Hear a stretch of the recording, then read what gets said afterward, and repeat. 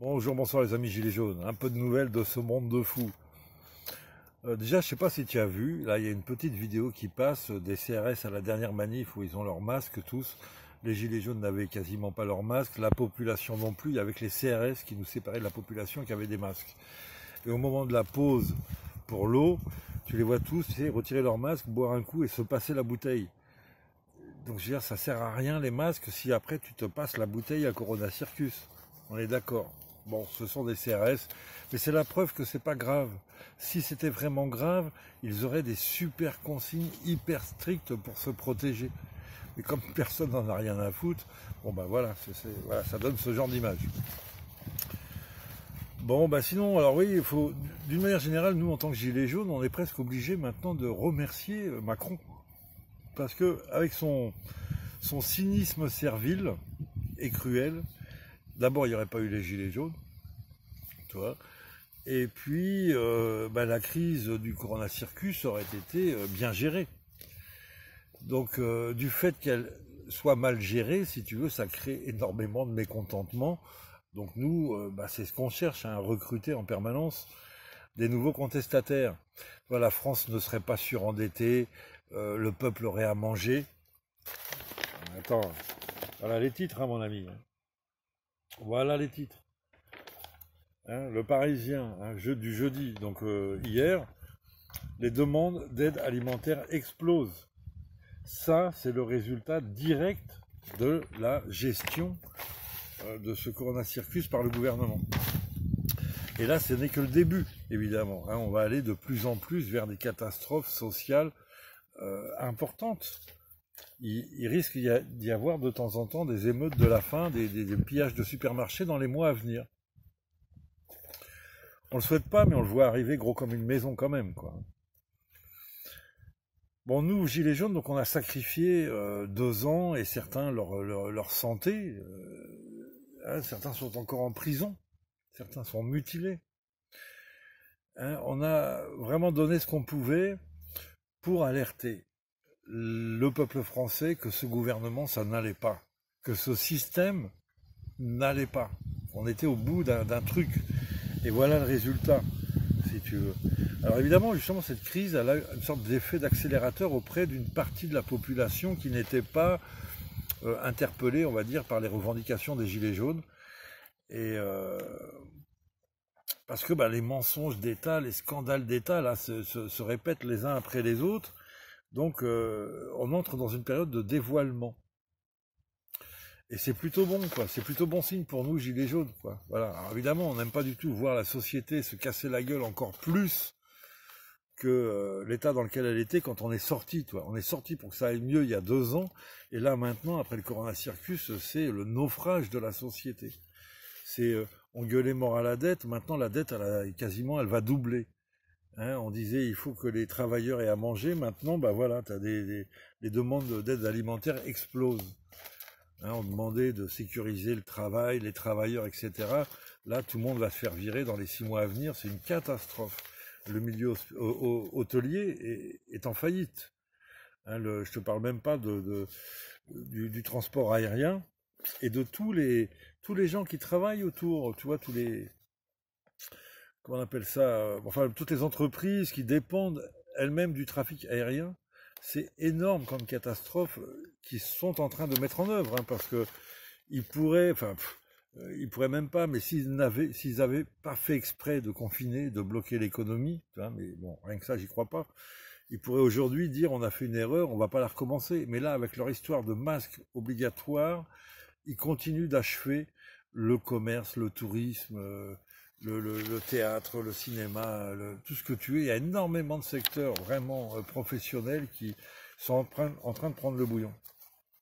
Et de fait, donc, on a des Français de la classe moyenne supérieure qui n'étaient pas encore vraiment impliqués, qui là, tu vois, des commerçants, va discuter avec les commerçants, va discuter avec les restaurateurs, va discuter avec les gens dans les cafés, les patrons, tu vas voir. Donc il y a de la classe moyenne supérieure, des gens qui ont des biens, qui sont en train de prendre le bouillon. Et là, ils sont pas d'accord parce qu'ils voient bien que, ils piochent, ils essayent de savoir pourquoi ils ont pris le bouillon. Et ils voient bien que c'est une catastrophe. Donc ils ne deviennent pas forcément gilets jaunes, mais ils entrent dans la contestation, si ce n'est dans la résistance contre ce système, hein, qui est en train de détruire leur vie, quoi. Ils voient ce qu'ils ne voyaient pas. Hein, c'est le temps. Bon, bah, voilà, nous, on fait notre travail, toujours, on lâche rien, les Gilets jaunes. On fait notre travail d'alerte, d'alerteur et de mobilisation, évidemment. Et le pire est à venir. Le pire est à venir, c'est quoi le pire? C'est la rentrée des classes où ils vont, moi j'ai envie de dire, massacrer les enfants. Hein, en les mettant dans des distanciations asociales, en les obligeant à toutes sortes de comportements débiles et serviles, justement. On va en faire des générations d'esclaves serviles, tu vois, voilà. Et c'est vraiment les profs. Donc en gros, ils vont être manipulés. Hein. Les profs sont manipulés aussi par la peur et par la responsabilité, etc. Alors qu'on sait que le coronavirus a tué aucun enfant. Hein. Mais c'est pas grave. Ils entretiennent cette peur et normalement les profs c'est ça, ils savent lire, ils savent étudier, ils savent faire de la critique constructive. Et là, ils devraient être à la pointe de la résistance. Hein. C'est eux qui doivent protéger nos enfants. Il faut bien comprendre que les enfants, là, coincés dans ce système-là, avec des masques et des distanciations asociales et je ne sais quel comportement, et on va leur demander peut-être de se vacciner, tu vois, ça peut être les premiers. Les enfants, s'ils ne voient pas les adultes se rebeller, ils ne se rebelleront pas. Hein, l'école, ce n'est pas de la responsabilité des enfants. C'est bien de la responsabilité des parents, des adultes, de la société. Donc si on laisse faire, les enfants diront, bon, bah, c'est normal, c'est comme ça qu'il faut se comporter. Hein, il faut obéir à des ordres débiles et il ne faut pas réfléchir à ce qu'on nous raconte parce que, voilà, c'est comme ça, c'est l'État qui commande. Et ça, c'est vraiment notre boulot d'adulte, de protéger les enfants. De fait, la protection de l'enfance, c'est aussi évidemment le sujet on est un groupe là et on travaille en ce moment sur ce sujet, principalement avec Nadia. Et on met en place donc des manifestations, des opérations, des groupes de parents victimes, hein, au sujet évidemment des placements abusifs de l'ASE. L'ASE, c'est donc l'ancienne DAS, et qui donc place des enfants, retire les enfants des familles. Encore une fois, dans une société juste, c'est important d'avoir un ASE, puisqu'il y a évidemment des enfants qui sont réellement en danger. Donc ça, il n'y a pas de problème. Enfin, ce qu'on veut, nous, c'est une société juste, évidemment, qui protège les enfants. On va dire, si les Gilets jaunes arrivaient au pouvoir, il y aura un ASE. D'accord, pour protéger les enfants qui sont abusés. Voilà. Le problème, c'est que là, on a une administration qui détruit des familles en faisant des placements abusifs, et c'est pas du tout un dossier complotiste. Les médias, les grands médias en parlent. Hein, Marianne a fait un article il y a pas très longtemps sur la question des placements abusifs. Ils arrivent à placer à retirer des enfants sur le motif que les parents les aiment trop. Je te jure, c'est vraiment... Donc là, c'est un vrai dossier, c'est pas possible, quoi. Ça détruit des familles, vraiment. Et donc on est en train Il y a eu une première manifestation, je crois que c'était le 25 juillet dernier, et il y en a une qui se prépare donc pour le 6 septembre. Là, tu vois, on est dans la rentrée scolaire aussi. Et sur Paris, alors on ne donne pas encore le lieu parce qu'il n'y a pas encore eu d'autorisation préfectorale, donc peut-être que le lieu peut encore changer, mais réserve ton 6 septembre et ton 5 septembre, puisque la veille, c'est un samedi, un jeudi, et il y aura une marche importante devant les médias, hein, devant BFM, devant France Télévisions, peut-être Radio France.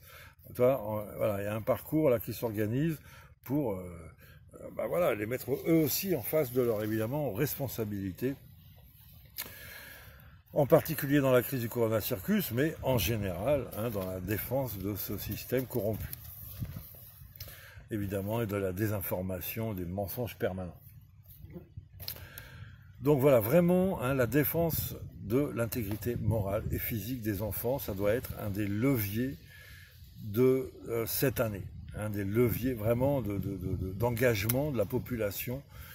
Nous devons protéger les enfants dans les écoles. C'est incroyable, nous devons protéger les enfants contre l'État. Voilà. Et au-delà de l'État, donc contre cette perversité abjecte que sont les réseaux pédocriminels. Il y a une partie de l'élite française qui est pédocriminelle. Il y a énormément d'affaires maintenant qui sont connues. Faites tes recherches.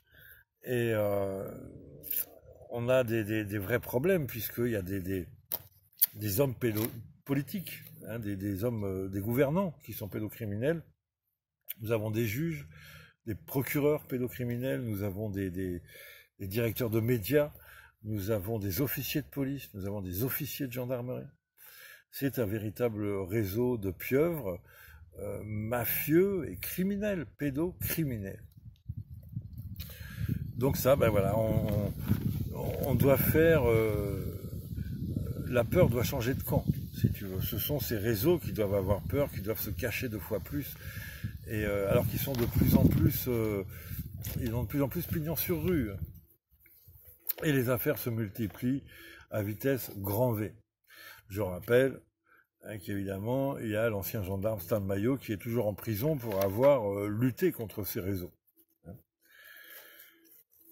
Donc, bon ben voilà, ça pour moi c'est quelque chose de très important. Hein, il faut défendre l'enfance, donc le 6, donc le 5, déjà voilà, le 5, je l'ai dit, donc j'ai envie de dire que tous ceux qui veulent faire la promotion de la manifestation du lendemain, le dimanche 6, vous devez être là le 5 pour faire de la promotion justement auprès des gilets jaunes. Et le 6, voilà, qui est du monde, quoi, si tu veux. Et le 6, on fera aussi évidemment la promotion pour le 12. Le 12 septembre, hein, donc appel national à converger vers, on va dire, les Champs-Élysées, les centres de pouvoir, pour signifier, si tu veux, toutes sortes de problématiques générées par ce gouvernement de dégénérés. Alors, qu'est-ce que je vais te dire encore? Oui, 2 petites nouvelles pour finir. Un peu partout, pardon. 2 petites nouvelles. D'abord, vraiment, je reviens donc sur l'interview du professeur Raoult dernièrement là sur CNews. Il est peut-être un peu trop diplomate pour moi-même. Tu vois, on aimerait que ce type qui a une véritable autorité scientifique, professionnelle, d'expérience, et on aimerait qu'il déboulonne un peu plus fortement ce Corona Circus. Mais bon, il fait le job, il a aussi des obligations, on va dire, vis-à-vis des institutions, puisqu'il est payé par les institutions, hein, quand même. Attention, hein, il risque d'être déménagé un de ces 4, lui.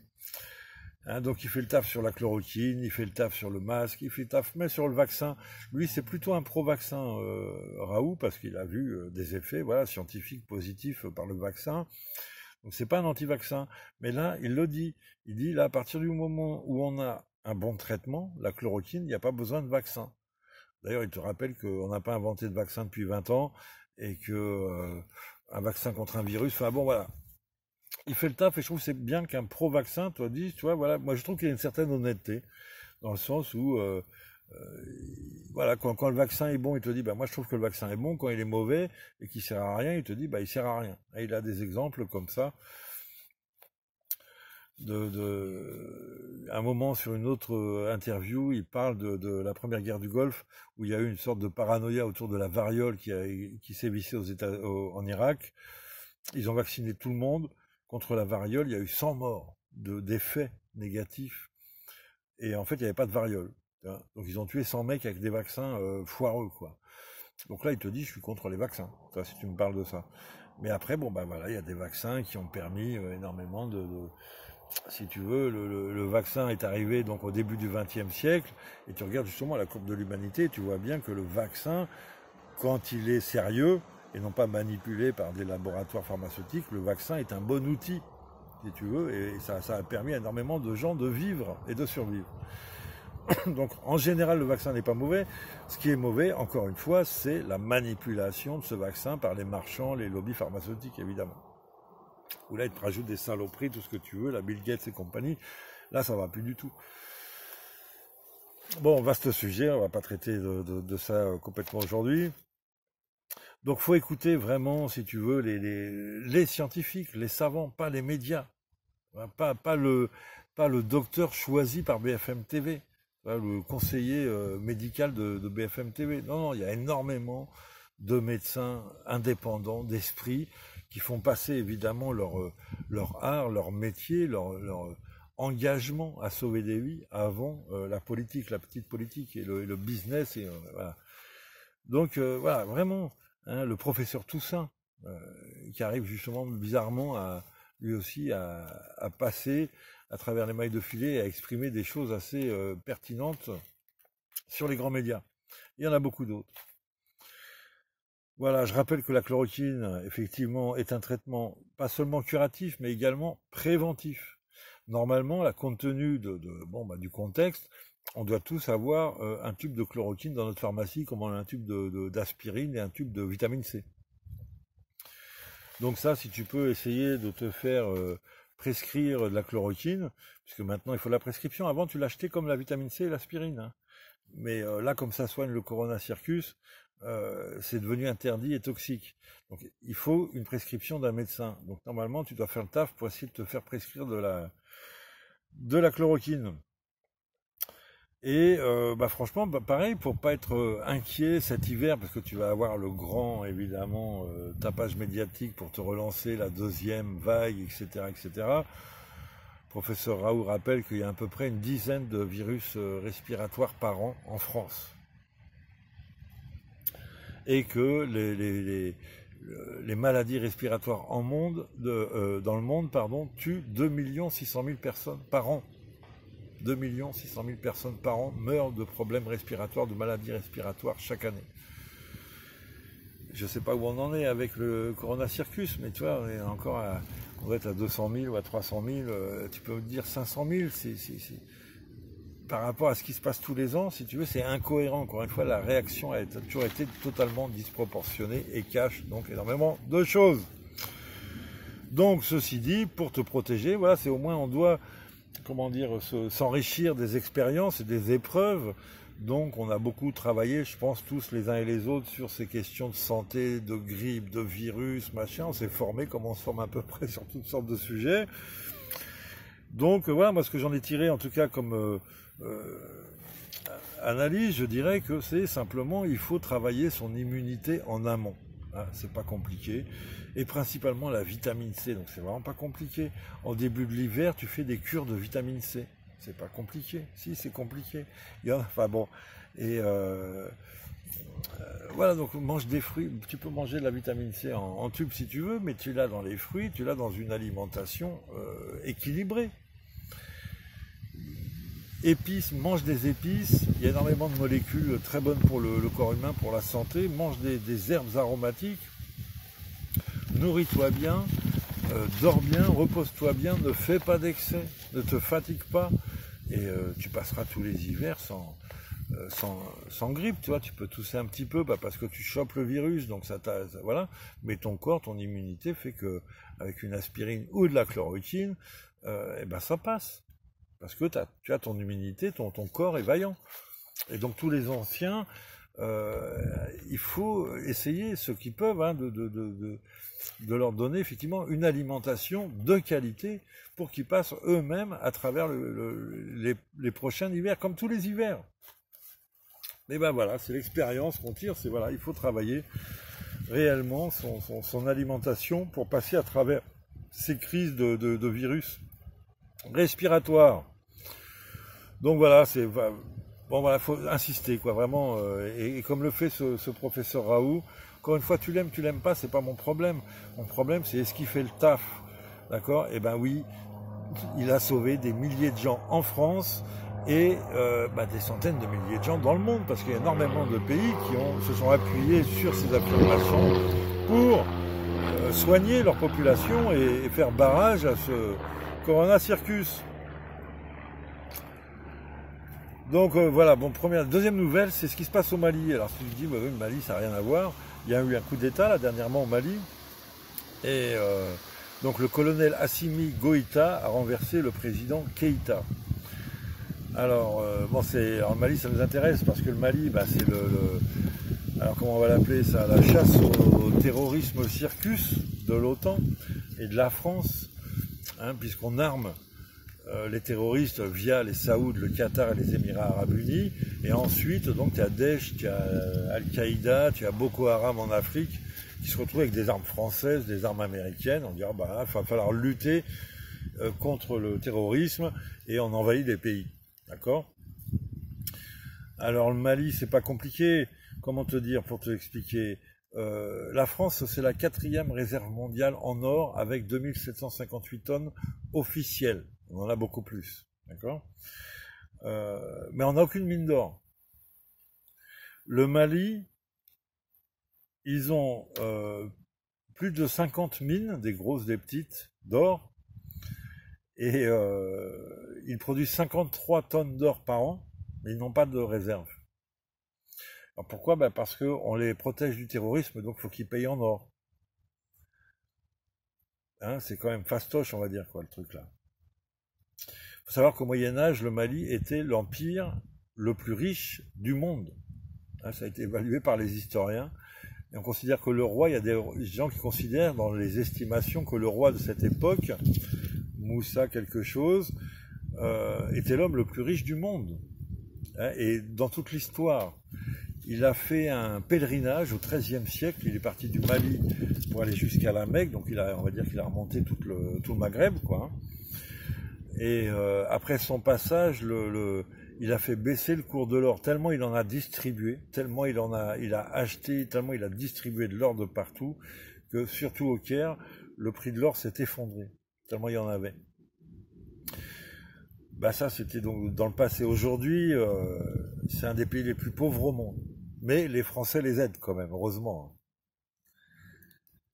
Voilà, ça aussi, hein, c'est vraiment un dossier, j'en ai déjà parlé, on en parlera d'autres fois. Oh là là, j'ai pas fait de vidéo depuis un bon moment, donc je me laisse aller là, 22 minutes. Et donc, ouais, bon, voilà, la France, le Mali, le franc CFA, qui a changé de nom, qui s'appelle l'ECO, mais c'est toujours la même chose. On contrôle la souveraineté de 14 pays en Afrique. Ça n'est pas possible. Ça fait partie des choses que nos générations, on doit faire évoluer positivement. On doit casser ce résiduel de la période coloniale, c'est ça, et on doit l'amener vers un partenariat positif pour tout le monde, hein, pour permettre de développer l'Afrique et pour faire diminuer la pression migratoire de l'Afrique sur l'Europe, sur la France. C'est dans l'intérêt de tout le monde, un partenariat gagnant-gagnant. Là, on pille ces pays, on les appauvrit, et donc tu as toute la misère du monde qui arrive chez nous pour essayer de sauver sa peau, quoi. Ça n'a pas de sens, c'est illogique. Mais encore une fois, nous ne sommes pas vraiment dirigés par des chefs d'État qui aiment le peuple. Nous sommes dirigés plutôt donc par ce qu'on appelle une oligarchie, donc c'est une classe supérieure, une plutocratie, c'est-à-dire les puissances de l'argent qui dirigent le pays.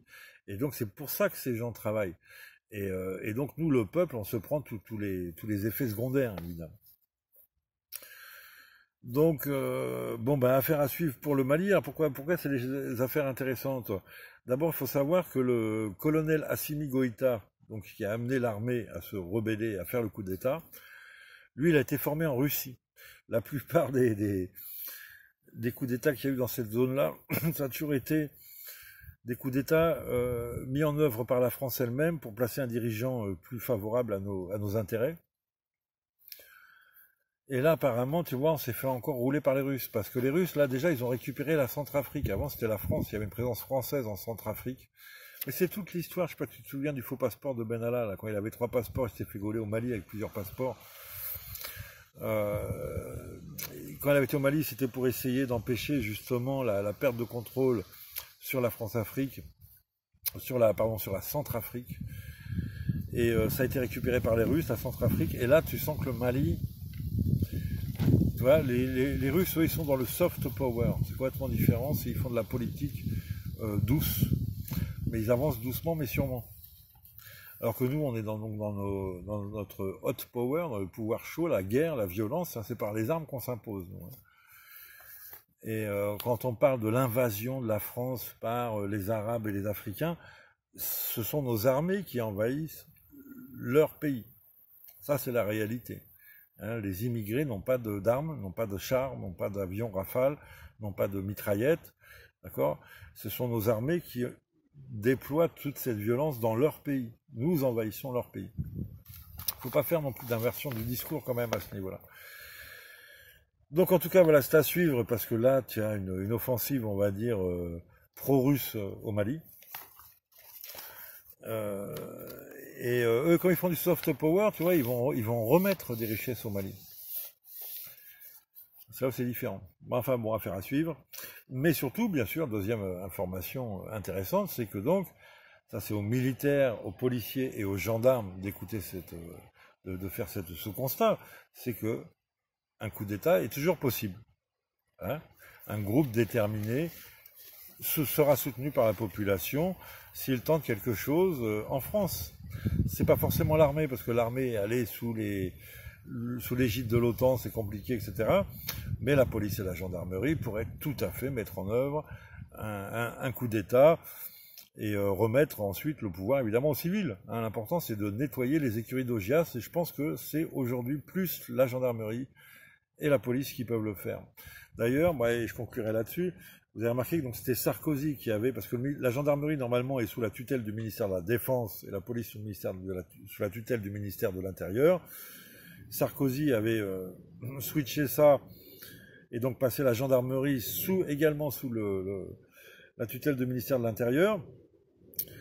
Ce qui fait que ça c'était totalement antidémocratique, si ce n'est anti-républicain, dans le sens où c'était un équilibre des pouvoirs. Tu ne peux pas faire, entre guillemets, un coup d'État quand tu as, à partir d'un ministère, alors que tu as un autre ministère opposé qui a une autre force armée. Hein, si tu concentres la force armée sous un seul ministère, là tu peux faire un coup d'État. C'est peut-être un peu ce qui est en train de se mettre en place, mais justement, quelque part, la police et la gendarmerie pourraient inverser complètement ce piège et en profiter, puisqu'ils sont ensemble, pour faire le coup d'État ensemble. D'accord? C'est pas compliqué, il suffit de virer, d'arrêter tout. À mon avis, il faut arrêter une centaine de mecs en France pour tout remettre à l'endroit. Et voilà, et après, comme l'a dit le colonel malien, là, il reprend le contrôle du pays et ensuite il va réorganiser des élections pour remettre le pouvoir aux civils. Donc la police et les gendarmes peuvent tout à fait faire ça. C'est voilà, en une journée, c'est très rapide. Allez, à très bientôt les amis, on ne lâche rien.